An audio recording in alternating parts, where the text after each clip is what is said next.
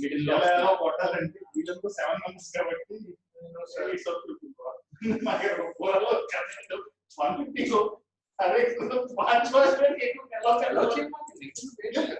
Lock చేసేస్తున్నాం జరుగుతుంది అది ఆల్రెడీ అక్కడ లేట్ ఏంటంటే ఓన్లీ 22 మెంబర్స్ లాగిన్స్ అంటే only 22 are logging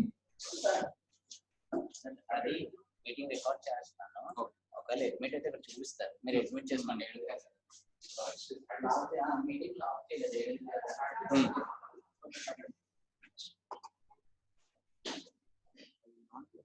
hear anyone you will not be able to hear anyone here no I guess it's muted no if I want to ask whether they respond or not if they have any doubt please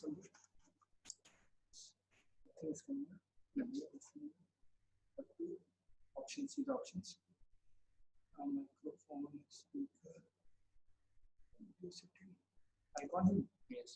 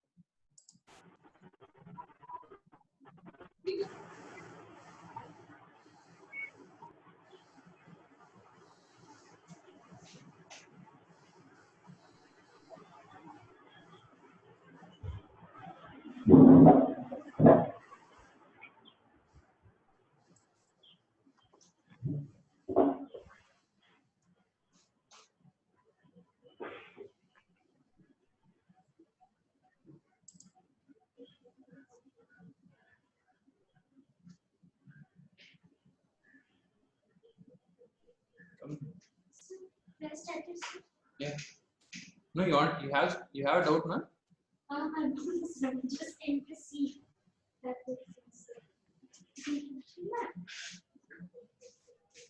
you're not static.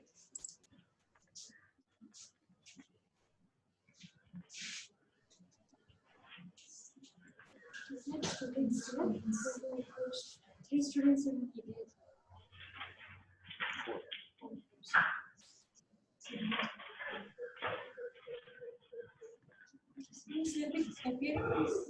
no I don't think only the names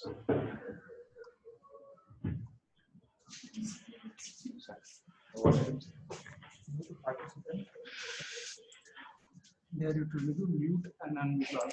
If you want to unmute so you can but don't keep it mute them if you want to ask then only unmute and then ask and then mute them will disturb the class.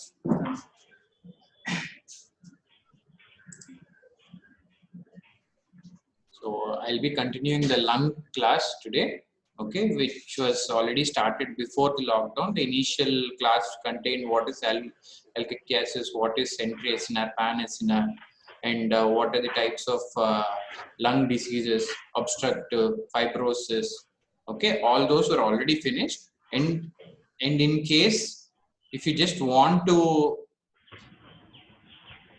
me to tell you anything, just tell me before itself so that in tomorrow's class I'll just give you a small brush up of the previous class. Okay, so now we'll continue with the next topic, which is asthma. Okay, so what is asthma? It is a are you all able to see the screen? Sure. Okay, good. So what is asthma? It is a chronic inflammatory. You all know what is asthma. In general, you all know that asthma is nothing but it causes severe respiratory problems. Okay, like exertion, dyspnea, all that. But you have to know the real pathology because asthma can be caused by so many problems. Some can be acute, some can be chronic. Okay, some can. I'll tell you what are different pathogens which causes asthma. Okay, so initially I'll tell you the definition. So asthma is a chronic inflammatory disorder of the airways. if you remember the respiratory bronchiole, okay, terminal duct, respiratory bronchiole, alveolar sac, alveolar duct. Okay, remember that picture always when the lung topic is going on. Okay, so that you will know at which part is the obstruction, at which part is the pathology taking place. Okay, respiratory, bronchiole.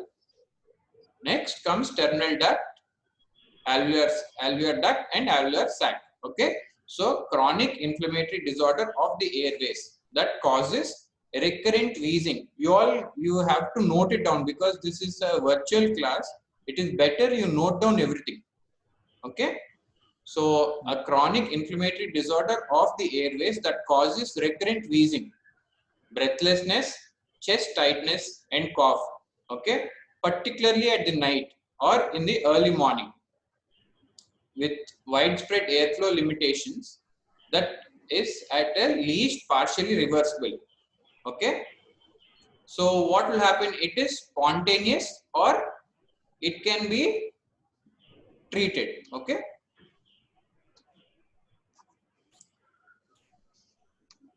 so there are two types. Okay, one is because of the allergen, okay, and the other is immune related. So extrinsic, which is coming or which is because of the allergen.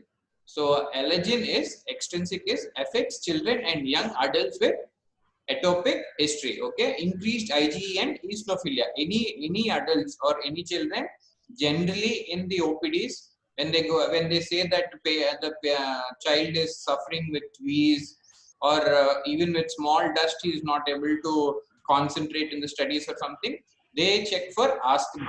Okay, then normal blood picture we see eosinophilia. Okay, so what is eosinophilia? What is the normal count of eosinophils?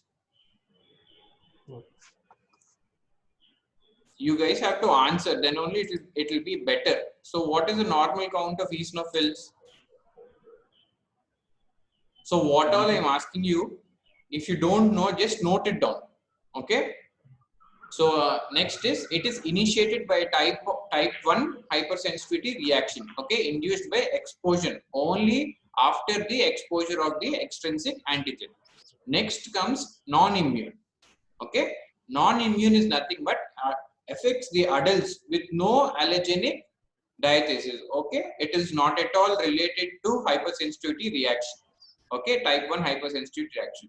It is initiated by diverse non-immune mechanisms. Okay, when there is stress, example, when there is stress, exercise, inhaled irritants, okay, cold or pulmonary infections. Okay, now what example, a broad example is non-immune is what? Coronavirus. Okay, that is also a viral infection. Okay, that is example of best example for non-immune. Okay, so pathogenesis, it can be of genetic predisposition. Okay, asthma can be carried from what? You guys are not talking anything. When I ask you, try to answer. Okay, it will show me that people are listening. Okay. Yes, sir. Okay. Yeah. So don't mute yourself. Okay. Don't mute yourself. I want you to answer so that I can know that you're paying attention. Okay. So genetic predisposition of type 1 hypersensitivity, acute and chronic inflammation, and airway remodeling. I'll tell you what is airway remodeling.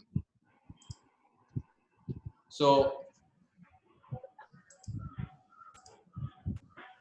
what is airway remodeling? And so we'll generally talk about the nature of allergens first. So they are usually soluble proteins. Obviously, they have to be soluble proteins. Why? Because they have to synthesize themselves. Okay, once an allergen comes into your body, okay, and enters into your respiratory system, it has to what should it do? It has to synthesize itself, and it should make itself in such a way that it causes a allergenic reaction. Okay, so it should be a soluble protein. Okay, and it also has enzymatic function. So what will happen to this? It gives a direct access to the dendritic cells and enhances its disruption of tight junction of the epithelial cells. Okay, only when the epithelial cells, the most common and the first defense mechanism, these get disrupted, there is a chance for interaction of the antigen antibody reactions. Okay, there is chance for interaction of the antigen antibody reactions. Okay, remember the third point is very important. This allows a greater access to the dendritic cells and enhances the sensitization of by disrupting the tight junctions. This is very important. Disruption of the tight junctions of the epithelial cells. Okay, so major allergens for asthma are derived from dust mites, cats, and cockroaches.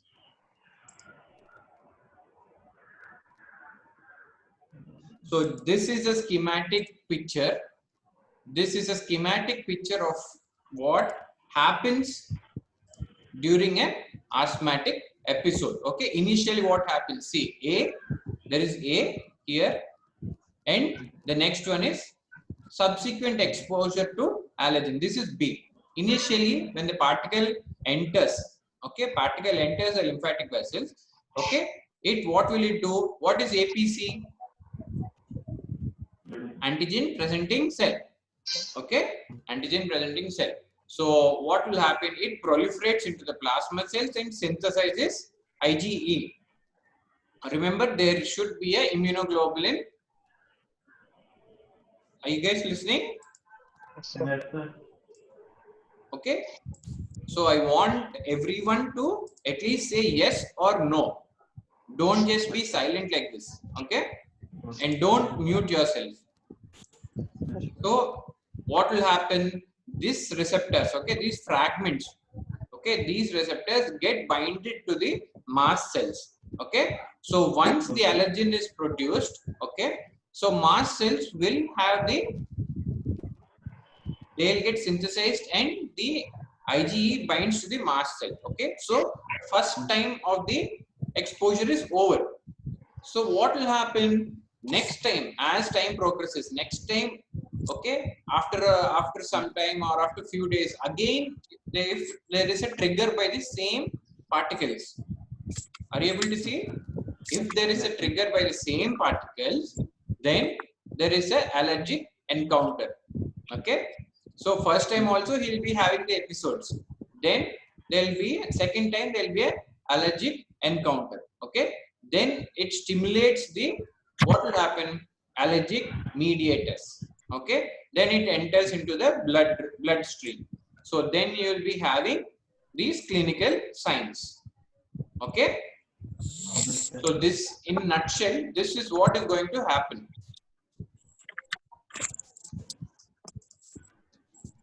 So I remember I told you what is airway remodeling. So what will it do? The most important here is matrix metalloproteases. Remember this thing alone. Matrix metalloproteases. What will it do? It activates the smooth muscles and fibroblasts for proliferation and hyperactivity and epithelial fibrosis. Because now that the allergen has already entered, it has to make itself adjustable to the environment in the lung. Okay, it has to adapt itself and it has to make subsequent changes. Okay, so matrix metalloproteases help it. And with that, what is PDGF? Platelet growth factor. Okay, platelet derived growth factor. And there will be hypertrophy of the bronchial smooth muscles and deposition of subepithelial collagen. So remember this picture. This is very important picture. Can anyone, okay, anyone in the group, can you just tell me what is the difference between these two pictures at your first sight? Presence of eosinophils and macrophages in a lamina propria. Very good. So And we'll secretion of begin. mucus. Okay, very good. So we'll begin from the topmost layer, okay, epithelial layer. So if you see, there is a change, okay, epithelial layer has increased with globular cells. Here there are no globular cells because there is going to be a metaplasia. So there is a small change, and there is also presence of mucin, extra mucin, and appearance of eosinophils. Okay, If you go just below that, okay, just immediately below that, if you see the basement membrane in a normal picture, it is of very minimal thickness. But here, look at the basement membrane. It is very thick, right? So just imagine once there is an irritant, all these changes start taking place. Okay, immediately after the basement membrane, what comes? The lamina propria. Lamina Okay, propria. lamina propria, it is also increased, but the number of cells. Okay, so in a HNE picture, if you take, there will be a lot number of cells. Okay, eosinophils, majority will be eosinophils. Okay, then there will be macrophages. All these cells will be increased. Okay, in the same way, the smooth muscles also, there is proliferation. Like there is a change, so there is proliferation. There should be adaptation of the cells. So meanwhile, there is increase in the glands, there is smooth muscle increase, basement membrane is thickened. Okay, all these are there. So this is a general HNE picture. Now, if you see, there is when there is globulate cell, there should be metaplasia. Okay, I hope you all guys know what is metaplasia. Okay, so and also there is where is the basement membrane? Just immediately after the globulate cells and the epithelial cells, there is the thickness of the basement membrane. This pink thing, okay, this pink eosinophilic thing is called the smooth muscles. Okay, so smooth muscle is also thickened. So if they ask you what is bronchial asthma, you have to write about allergens, extrinsic, intrinsic, non-immune, allergenic, and what are the types of allergens, what will it do, and what will it show in a HNE picture. Okay, so microscopic picture is thickened basement membrane, edema and inflammation, hypertrophy of the bronchial smooth muscles, mucus plug is increased, showing eosinophil, and if you go even more deeper, there is desquamation of the bronchial epithelium. Okay, and most important thing is there is a metaplasia, globulate cell metaplasia. Okay, so that is called squamous metaplasia.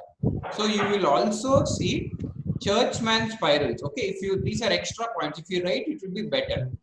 So Churchman spirals, which shows mucus with whorls of shedded epithelium and Charcot-Leyden crystals. So these are the Charcot-Leyden crystals.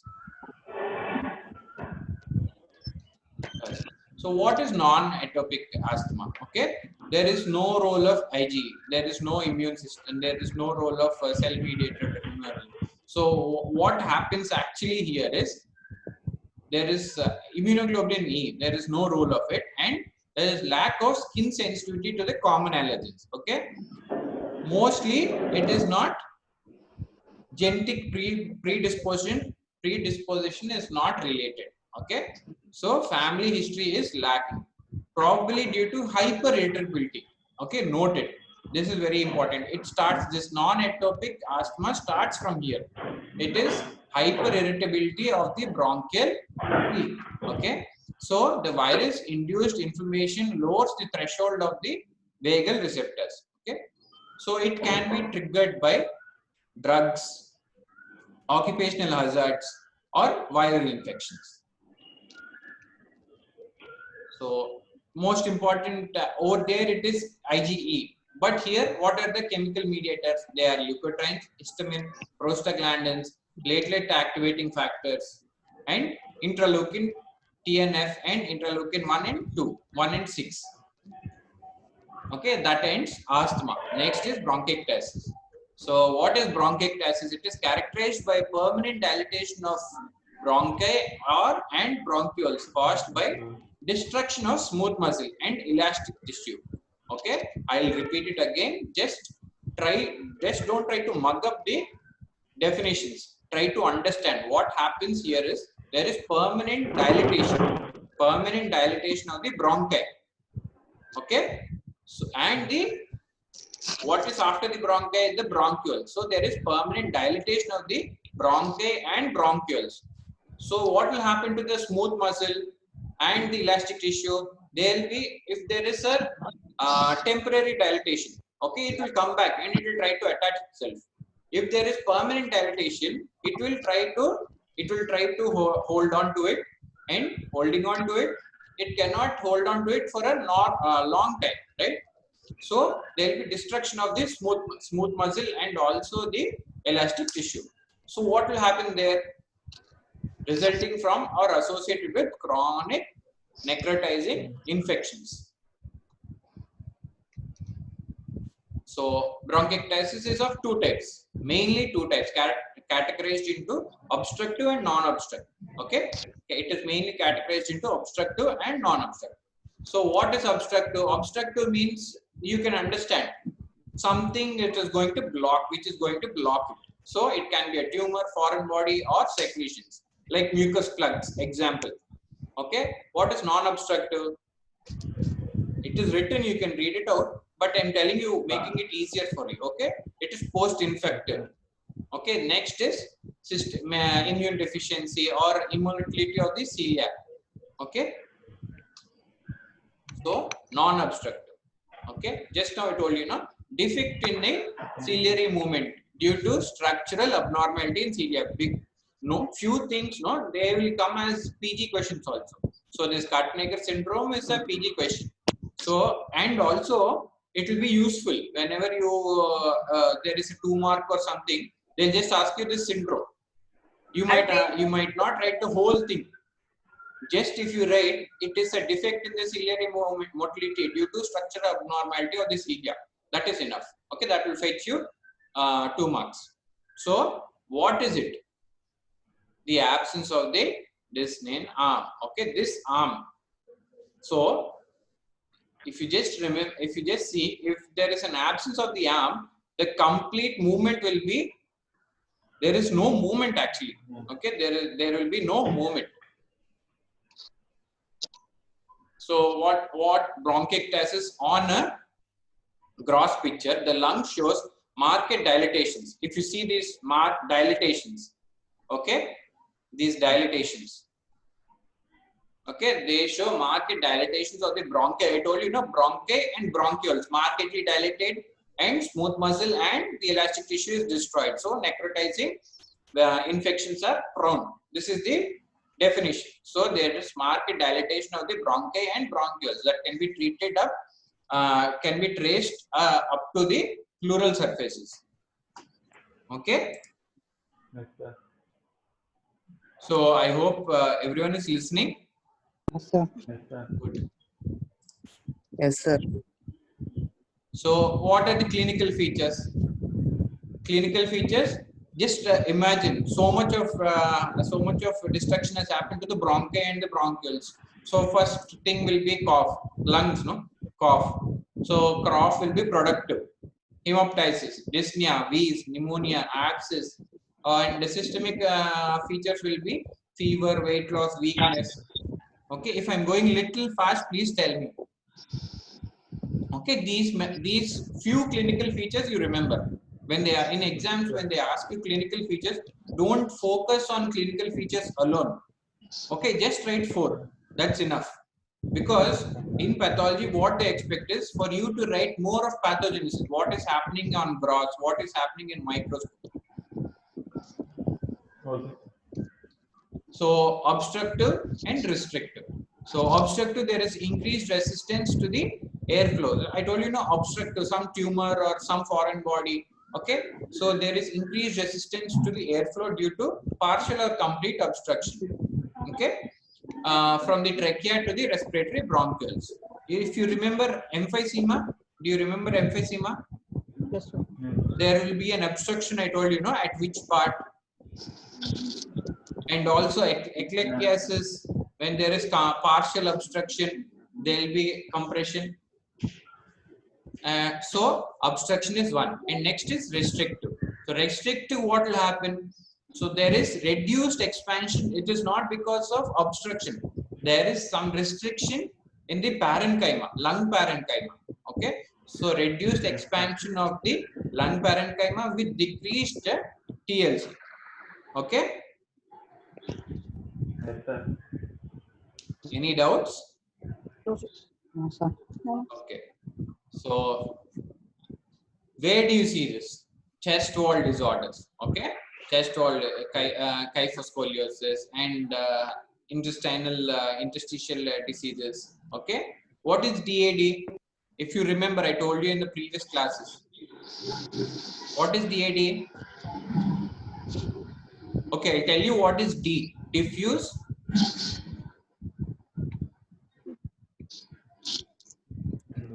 Krishna, what is DAD?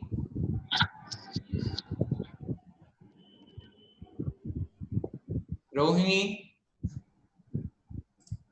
Okay, fine. I'll tell you what is DAD. Diffuse alveolar damage. You have to remember the first part. Okay?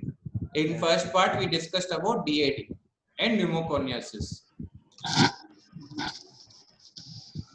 So, chronic interstitial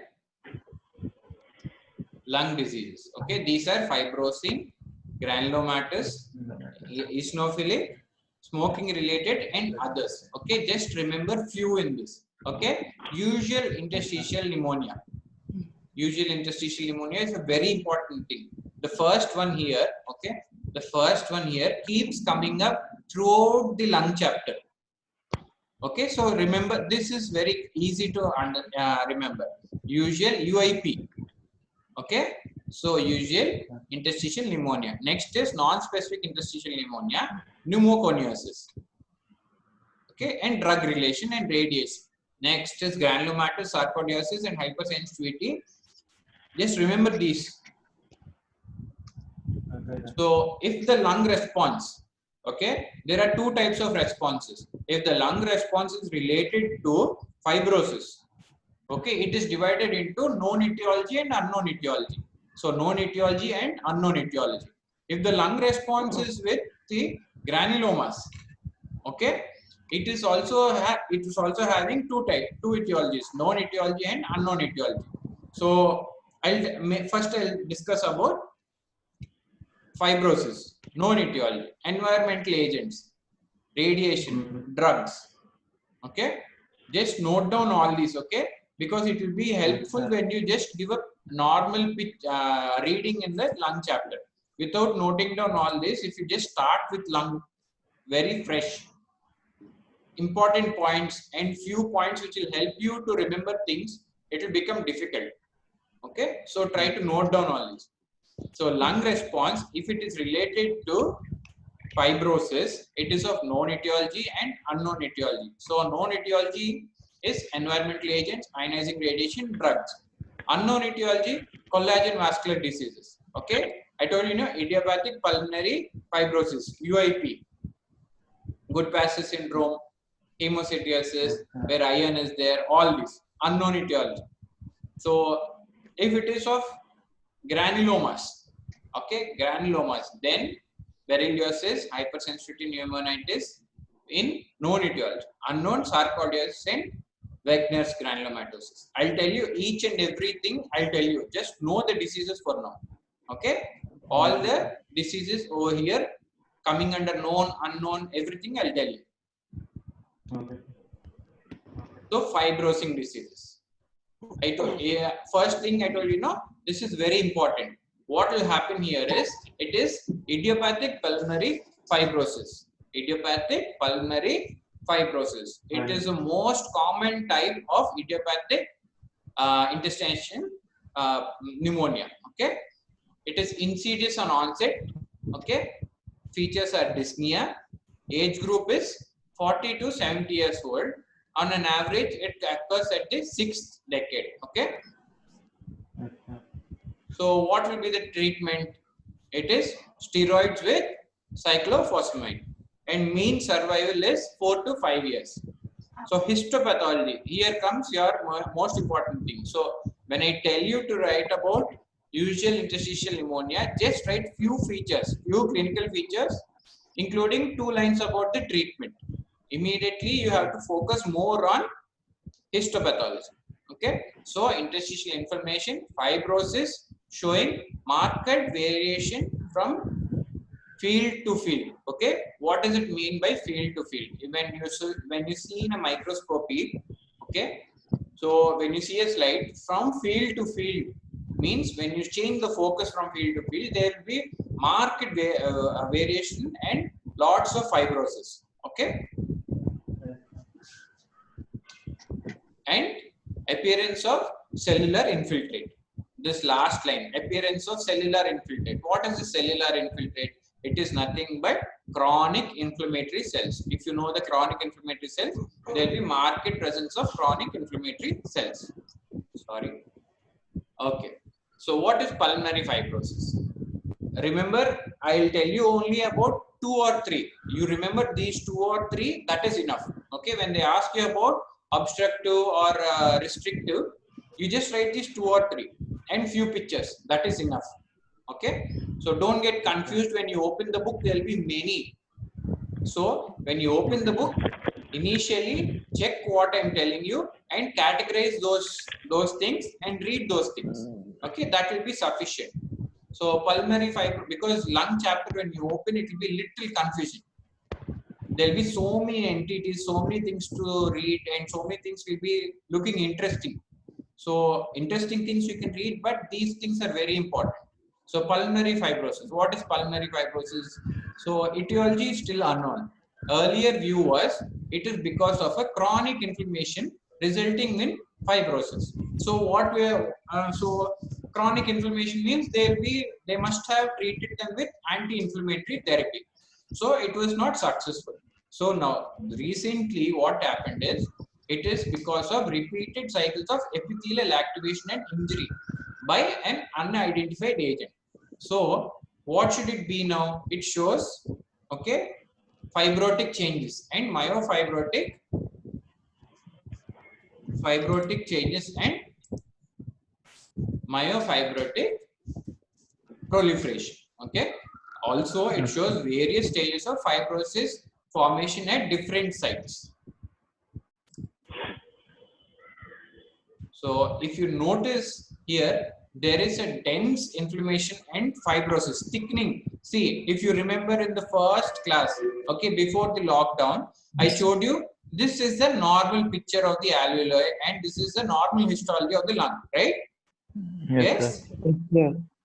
So just imagine this is the normal and fibrosis, thickening from field to field. See, from different, this is a different area. See the amount of thickening. Just imagine, and the inflammatory cells. See the inflammatory cells. Look, if you can see the mouse pointer, see the inflammatory cells. There are many inflammatory cells.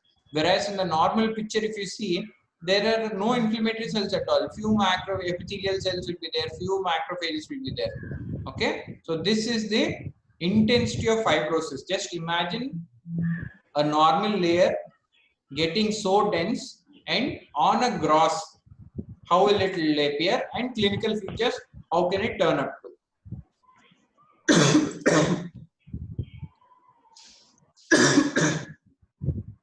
Okay, so this is how it will look like. Next is pneumoconiosis. Pneumoconiosis. Okay. So now this is a non-neoplastic lung reaction due to inhalation of organic as well as inorganic particulates. Okay, remember pneumoconiosis.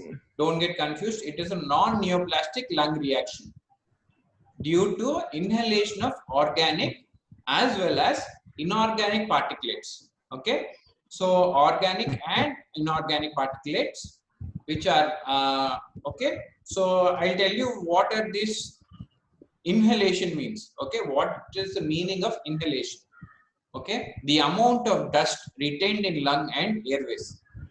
Okay, which will cause the pathogenesis. The amount of dust retained in the lung and airways. So particle size is very important. From 1 to 5 micron in diameter. Okay, 1 to 5 micron in diameter. Particles, I told you, no, it should be, some particles should be soluble. Okay, enzymatic functions they have to show. Some particles will not show any kind of enzymatic functions. Okay, they are totally insoluble. Remember, they are totally insoluble. If you just try to inhale something and it stays in your lung and the macrophage tries to come and it tries to engulf it, and it will not do anything. It will just become a hardened surface particle. Okay, hardened particle. Okay, so particulate solubility and physiochemical reactivity is quartz. Okay.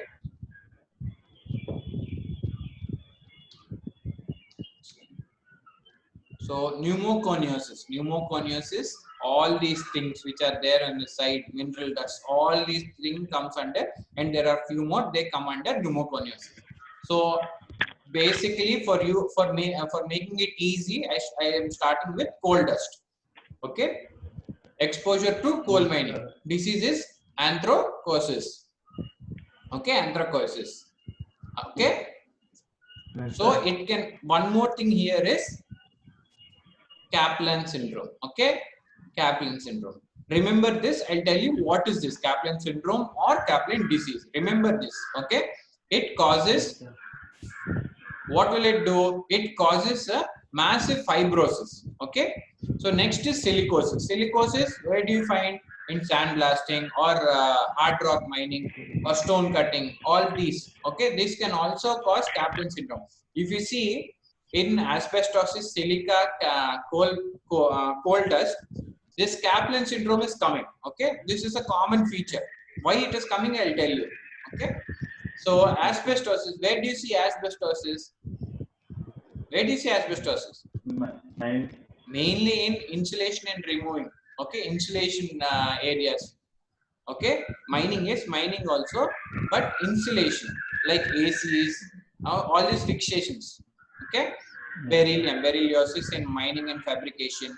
Okay, and siderosis in welding. Okay, there are so many diseases. You just have to remember coal dust, silica, asbestosis, beryllium. Okay, and for making it more easier for you, when they ask about coal dust, you can write anthracosis, silicosis, asbestosis. Okay, these three are common. And one more thing common here is Kaplan syndrome. So making it easier for you, Kaplan syndrome you can write. And exposure, you know, coal mining, sandblasting, hard rock mining, installation and removal of insulation, mining. Okay, these three are common, making it easy. So next is, so organic dust, okay, that induce hypersensitive pneumonia. So you must be knowing this, the picture which I am showing you. Okay, mainly it causes farmer's lung. Okay, that is moldy hay.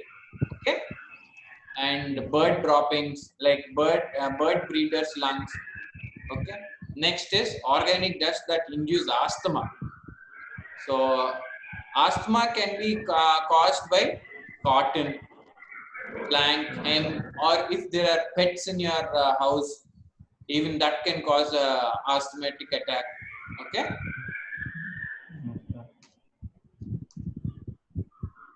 So pneumoconiosis. Now onwards, I'll just refer it as CWP. Okay. Coal workers pneumoconiosis. It is CWP. So what is it? It is nothing but carbon dust induced lung disease. Okay, carbon dust induced lung disease. So it shows various findings. First thing is asymptomatic. Next is simple, and the next one is complicated. Okay, so here you can just remember it very easily. First one is simple. First one is asymptomatic. Leave it. Second one, when it comes to simple, it shows macules, okay, of 1 to 2 millimeter clusters of. Remember this. This is a pathological feature which is carbon-laden macrophages. Okay. When it comes to coal CWP complicated, it shows massive fibrosis. So Charcot-laden macrophages. Can you just see these black pictures? See, these are called Charcot-laden macrophages. Okay. That black picture is called a Charcot-laden macrophages. What will happen in simple CWP is there are macules of 1 to 2 millimeters. Okay, collection of Charcot-laden macrophages.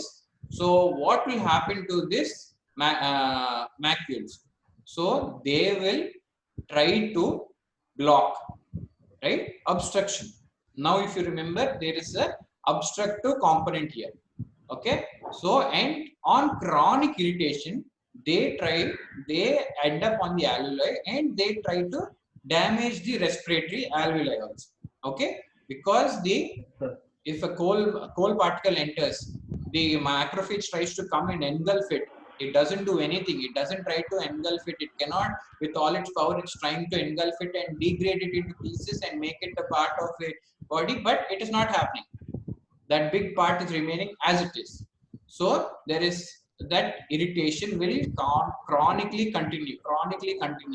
And what will happen? The respiratory bronchioles of the upper lobe and the upper zones of the lower lobe are affected.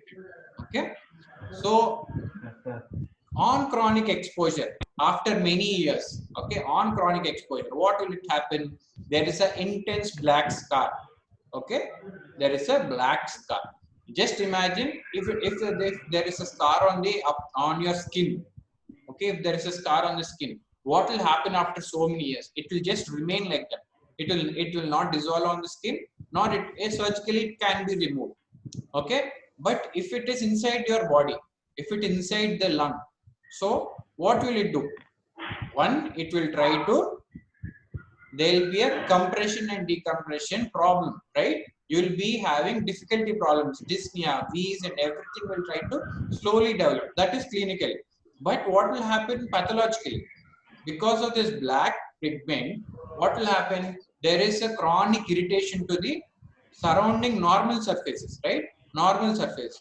They will also feel that there is something abnormal which is not being able to destroy. So there is a continuous prolonged change. Okay. So there is dense collagen and pigment formation. So there will be massive fibrosis, prolonged massive fibrosis. Okay. So when there is massive fibrosis, the whole lung section will become will be turned into a massive black deposits as well as small nodules. Okay. Okay. So the syndrome or the disease which I told you, which is repeating in 3 common diseases, is nothing but a combination of rheumatoid arthritis and pneumoconiosis that manifests as a intrapulmonary nodules. Okay, these are the picture of the nodular. This is the nodular pictures. Okay, so rheumatoid arthritis and pneumoconiosis combined is called Kaplan disease or Kaplan syndrome. Remember that. Yes, sir. Okay, silicosis. What is silicosis? So all these is just a picture of what I showed you few slides back. Okay, this is what I'm going to explain, but in little detail what is happening to the lung. So most prevalent occupational disorder presenting as a slow progressing nodular fibrosis. Now you understand what is nodular fibrosis. There are small nodules on the lung surface. Okay, so nodular fibrosis, pneumoconiosis. Okay, so next is there are 2 types. One is crystalline and next is amorphous. So crystalline and amorphous. So amorphous form is normal talc. Okay, talc generally in common terms a powder. Okay, even we have it on our body surface. Sometimes when there is too much of heat, that also will have. Okay, mica. Okay, these 2 you remember. And next is crystalline, quartz and crystal balemite and tremendite. Sorry. Okay. So what happens? Pathogenesis, most important. Earlier stage. Okay. In the early stage, blackened nodules in the upper zone. Okay. Later, hardened collagenous scar. Sometimes it undergoes softening and cavitations due to superimposed tuberculosis or to ischemia. Also, one thing I forgot to tell you is when there is chronic exposure to any external changes, due to external changes like asbestosis, silica, mica, or anything. Okay, so generally your lung, no, it will get a few changes.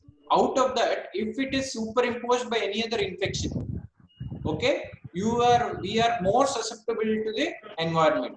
Okay, we are more susceptible to catch any kind of infections.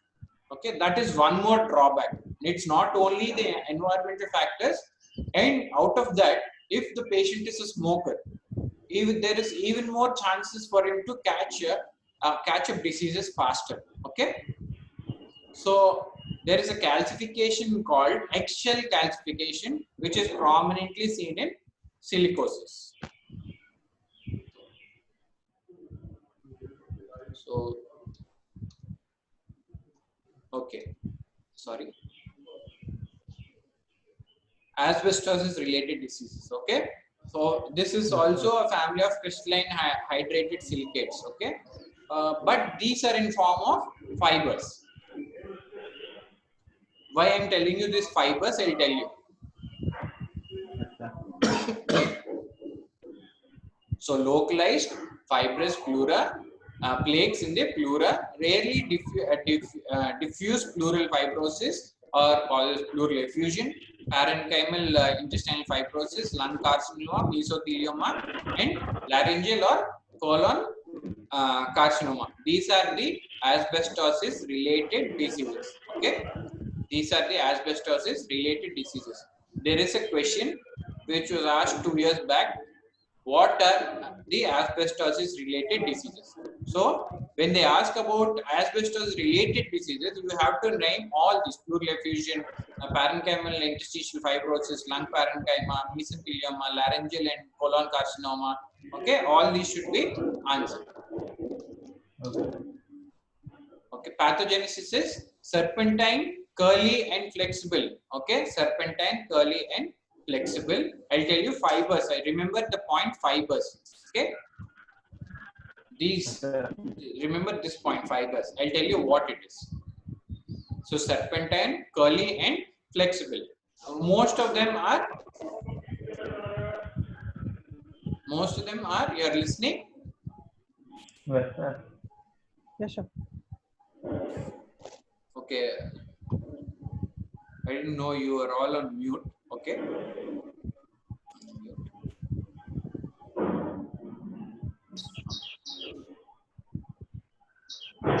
So these are amphibole, which is straight, stiff, and brittle. Okay, straight, stiff, and brittle.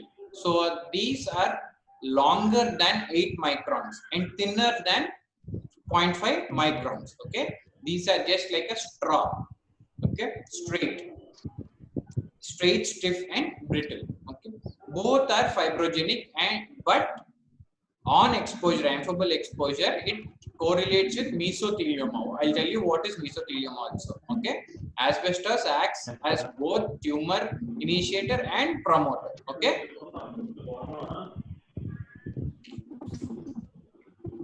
so remember this: asbestos bodies and ferruginous bodies. Okay, ferruginous bodies. This is a very important thing. Okay, what is asbestos body? They'll ask you. Golden brown fusiform beaded rods with a translucent center. Okay, translucent center, and consists of asbestos fibers coated with iron.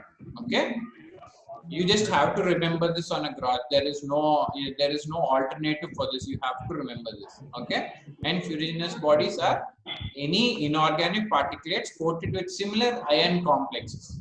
Okay, so in contrast to CWP and silicosis, asbestosis, fibrosis begins in the lower lobe and subpleural.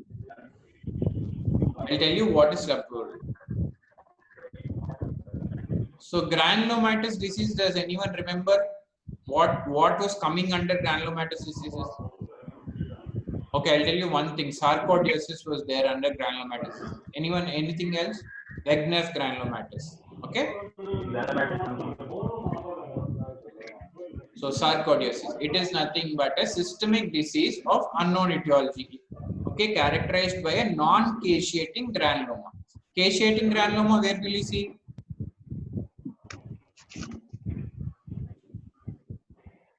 Anyone? Granuloma. Okay, granulomas, where will you see? In information, sir. Tuberculosis. Okay, caseating granulomas you will see in tuberculosis. This is a non-caseating granuloma in many tissues and organs. Okay, most commonly affects the lung.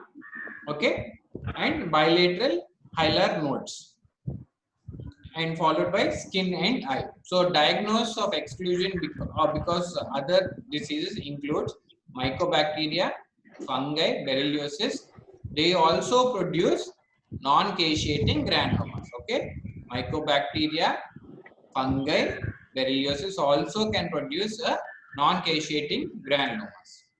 There is a high frequency in females. So non-caseating granulomas. These are non-caseating granulomas. Okay. So generally granuloma means what? There is caseous necrosis. Around that there is aggregate of epithelioid cells. Okay, epithelioid cells.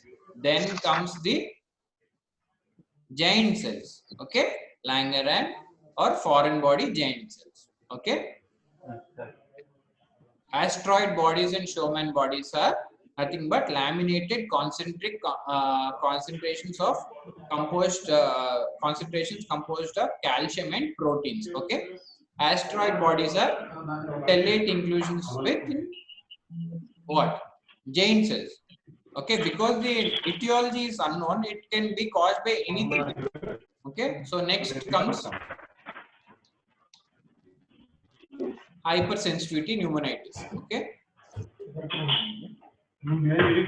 hypersensitivity pneumonitis. It is an immunological reaction to a variation of inhaled antigens, primarily affecting the alveoli. So it is also called as a extrinsic allergic alveolitis. Okay, it is an immunological reaction to a variation of inhaled allergenic, primarily affecting the alveoli. So it is a extrinsic allergic alveolitis. Hypersensitive pneumonitis is also called as a extrinsic allergenic alveolitis. Okay, getting rid of the environmental agent can avert this disease. Okay, clinical presentation: acute and chronic. Acute means nothing, fast. So large exposure, amount of exposure to the allergen is more. Large exposure and severe dyspnea, cough, high fever within 4 to 5 hours. 4 to 6 hours. Okay, and it automatically resolves in few days. The next thing is chronic. When there is, I told you in asthma, when there is chronic exposure, okay, so it gets triggered again and again and again. So prolonged exposure to small amounts of antigen. So incidence of onset of dyspnea, cough, and fatigue. So hypersensitive pneumonitis. Few slides why I am removing this. It's nothing, but it's not so important for you. That's the reason I am removing, because lung chapter alone, it's a very big thing. If I keep telling you small things in that, you will get first thing you will not listen.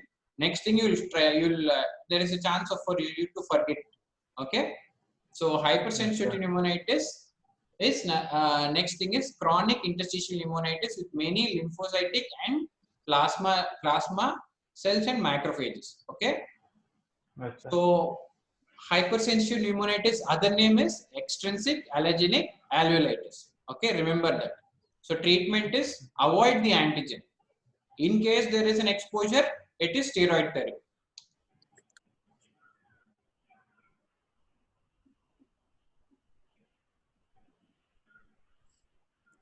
So in the picture I told you, there is chronic interstitial pneumonitis with many lymphocytes, plasma cells, and macrophages.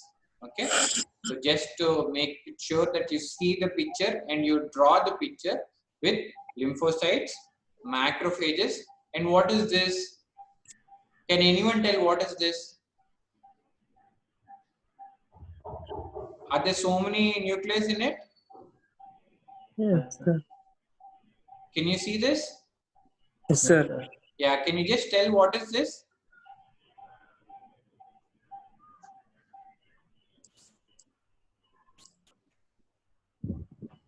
Shall I tell? Krishna, what is this? The one which I am showing you? Neutrophil. Can you tell little loudly? Neutrophil, sir. No, it is a it is having multiple nucleus, so multinucleated giant cell. Okay, multinucleated giant cell. Okay. Okay, sir.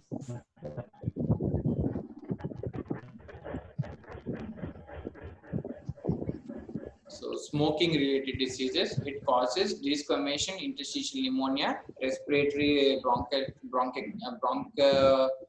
bronchiolitis associated with interstitial lung disease. Okay, what happens here is there is 3 distinct classes of the diseases. One is acquired, congenital, and secondary. Okay, secondary is again divided into malignancy, hematopoietic disorders, immunodeficiency. Okay, you guys have to remember, focus more on asthma, bronchitis, hypersensitive pneumonitis, because tomorrow or day after or Saturday there is a assessment for you. Okay, when there is an assessment, you have to know more important things. Okay, so hypersensitive pneumonitis is important, sarcoidosis is important, and pneumoconiosis. In pneumoconiosis, you try to remember or focus more on, I'll tell you, coal dust, silica, asbestosis. Okay, Yes. then comes your bronchiectasis, and before that your lung response, if it is fibrosis, what comes under fibrosis, and fibrosis, what are the major pictures seen in fibrosis. Okay, then bronchiectasis. Okay, then in asthma there are 2 types, one is extrinsic, one is non-immune. So what is the histopathological picture, all that you have to remember. So this class we have discussed about a few entities. Try to read these few entities, okay, because tomorrow I might not repeat the same things, but I will be taking the help of these diseases and explaining the after effects of few other diseases. Okay. Okay, sir. Okay. Yes, sir. Okay, sir. Okay, take care. Bye. Bye, sir.